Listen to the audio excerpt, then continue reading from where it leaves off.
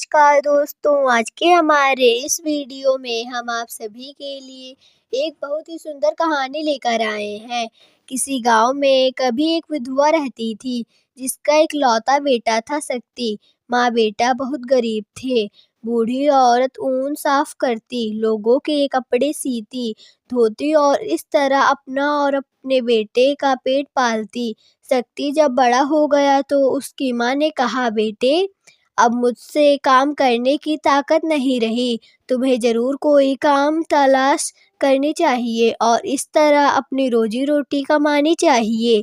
अच्छी बात है माँ, शक्ति ने कहा और वह रोजगार की तलाश में निकल पड़ा। वह जहाँ तहाँ भटका मगर कहीं भी उसे कोई काम नहीं मिला। कुछ दिन बाद वह एक सेठ के घर पर पहुंचा। सेठ, क्या आपको नौकर की जरूरत है? शक्ति ने पूछा। हाँ जरूरत है, सेठ ने जवाब दिया और उसने उसी समय शक्ति को नौकरी पर रख लिया। एक दिन गुजर गया मगर सेठ ने अपने नए नौकर से कुछ भी करने को नहीं कहा। दूसरा दिन भी गुजर गया मगर सेठ ने उसे किसी तरह का कोई हुक्म नहीं किया। तीसरा दिन भी गुजर गया मगर सेठ ने उसकी तरफ बिल्कुल कोई ध्यान न दिया। शक्ति को यह सब अजीब लगा। उसकी समझ में नहीं आ रहा था कि सेठ ने उसे किस लिए नौकर रखा है। अंत में उसने सेठ से जाकर पूछा, मालिक आप मुझे कोई काम करने को देंगे ना?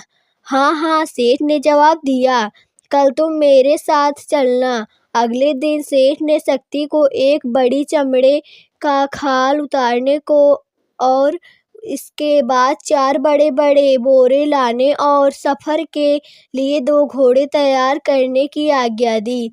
एक घोड़े पर बैल की खाल और बोरे लाद दिए गए, दूसरे पर सेठ खुद सवार हुआ और जब वे बहुत दूर एक पहाड़ के बीच में नीचे पहुंच गए तो सेठ ने घोड़े रोके और शक्ति को बोरे और बैल की खाल उतारने का आदेश दिया। शक्ति ने ऐसा ही किया। तब सेठ ने कहा कि शक्ति बैल की खाल को उलटकर उस पर लेट जाओ। शक्ति को समझ नहीं आया कि किस्सा क्या है, मगर उसे मालिक का हुक्म टालने की हिम्मत ना हुई। उसने वैसा ही किया। सेठ ने शक्ति को खाल में लपेटकर बंडल सा बनाया, उसे अच्छी तरह कस दिया और एक चट्टान के पीछे छिप गया। कुछ देर बाद 2 बड़े बड़े पक्षी वहां आए। उन्होंने उस खोल को अपनी चोंच से पकड़ लिया जिससे ताजा मांस की गंध आ रही थी और उसे एक ऊंचे पहाड़ की चोटी पर उठा ले गए। चोटी पर पहुंचकर पक्षी उस खाल को चोंचों और पंजों से नोचने लगा और उसे इधर उधर खींचने लगा। खाल फट गई और उसमें से शक्ति लुढ़क कर बाहर आ गया।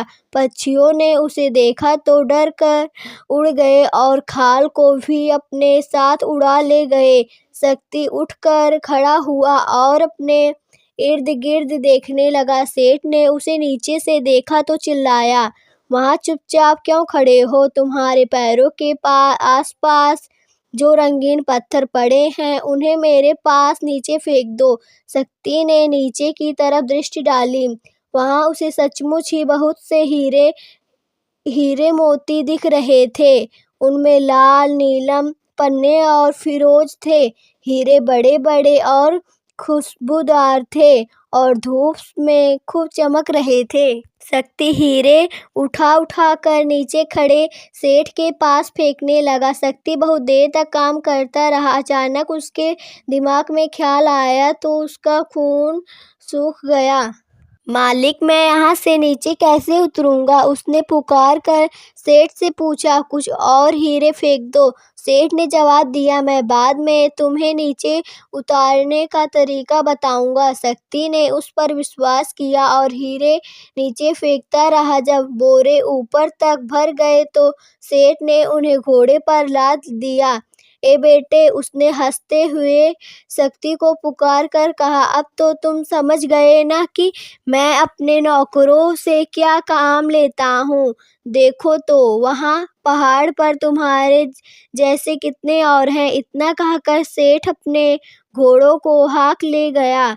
शक्ति पहाड़ पर खड़ा हो गया। वह नीचे उतरने के रास्ते को तलाश करने लगा, मगर वहाँ तो सिर्फ खड्डे खाइयाँ थी और हर जगह इंसानी हड्डियों बिखरी पड़ी थी। वे उन लोगों की हड्डियाँ थी जो शक्ति की तरह ही सेठ के नौकर रहे थे। शक्ति साफ काँप उठा। अचानक उसे अपने ऊपर पंखों की जोरदार फड़फड़ाहट सुनाई दी और इसके पहले कि वह मर सके एक बड़ा सा उकाव उस पर झपटा। वह शक्ति के टुकड़े करने वाला था, मगर शक्ति ने अपने होशो हवास कायम रखे और अपने दोनों हाथों से उकाव के पंजे पकड़ लिए और उन्हें कसकर पकड़े रहा। उकाव जोर से चीखा, उड़ा और शक्ति को नीचे झटका देने के लिए चक्कर काटने लगा। आखिर वह थक कर जमीन पर जा गिरा और जब शक्ति ने उसे छोड़ा तो वह उड़ गया। इस तरह शक्ति मौत के भयानक मुंह से सही सलामत निकल आया। वह बाजार में जाकर फिर से काम की तलाश करने लगा। अचानक उसने उसी सेठ अपने पुराने मालिक को अपनी तरफ आते देखा। सेठ, क्या आपको नौकर की जरूरत है? शक्ति ने पूछा। सेठ के दिमाग में तो भूल कर भी यह बात नहीं आ सकती थी कि उसका कोई नौकर जिंदा भी लौट कर आ सकता है। ऐसा तो पहले कभी नहीं हुआ था, इसलिए उसने शक्ति को कोई दूसरा ही समझा और उसे साथ घर ले गया। कुछ समय बाद सेठ ने शक्ति को एक बैल की खाल लाने और उसके बाद 2 घोड़े तैयार करने और 4 बोरे लाने का हुक्म दिया। वह उसी पहाड़ की तरफ रवाना हो गए। वहां पहुंचकर सेठ ने पहले की ही भांति शक्ति को खाल पर लेटने और उसे अपने इर्द गिर्द लपेट लेने के लिए कहा। मुझे करके दिखाइए, मैं ठीक से समझा नहीं। शक्ति ने कहा, इसमें समझना की बात क्या है? देखो, ऐसे करना चाहिए, सेठ ने जवाब दिया और फैलाई खाल पर लेट गया। तब शक्ति ने तुरंत सेठ को लपेट कर बंडल बना दिया, उसे कसकर बांधा और एक और को छिपकर खड़ा हो गया। अरे बेटे, सेठ चिल्लाया, यह तुमने मेरे साथ क्या किया है? मगर उसी समय वहीं 2 बड़े-बड़े पक्षी उड़ते हुए आए और बैल की खाल को उड़ाकर पहाड़ की चोटी पर ले गए। वहां पहुंचकर वे खाल को चोंचों और पंजों से फाड़ने लगे, मगर बीच में सेठ को लिपटा देखकर डर गए और उड़ गए। सेठ लड़खड़ाता हुआ उठकर खड़ा हो गया। सेठ, वक्त बर्बाद मत करो, हीरे नीचे फेंको जैसे मैंने किया था, शक्ति ने नीचे से पुकार कर कहा। अब सेठ उसे पहचान गया और डर एवं गुस्से से कांपने लगा। तुम पहाड़ से नीचे कैसे उतरे? सेठ ने शक्ति से पूछा।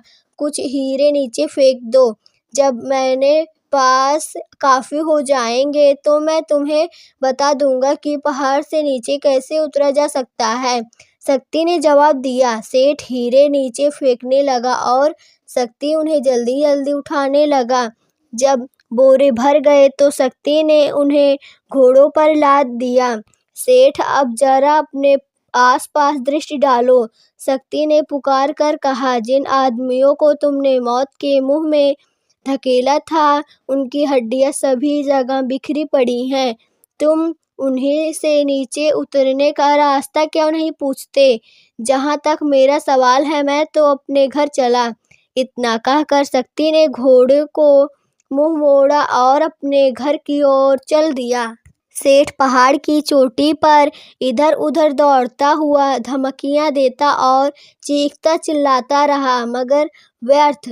यहाँ उसकी आवाज सुनने वाला ही कौन था?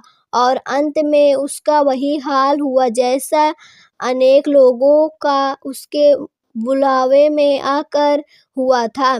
सच है, दुष्टता का फल अवश्य मिलता है। ऐसी और कहानियों के लिए हमारे चैनल अवधी कथाएं को सब्सक्राइब करें। आप सभी का बहुत बहुत धन्यवाद।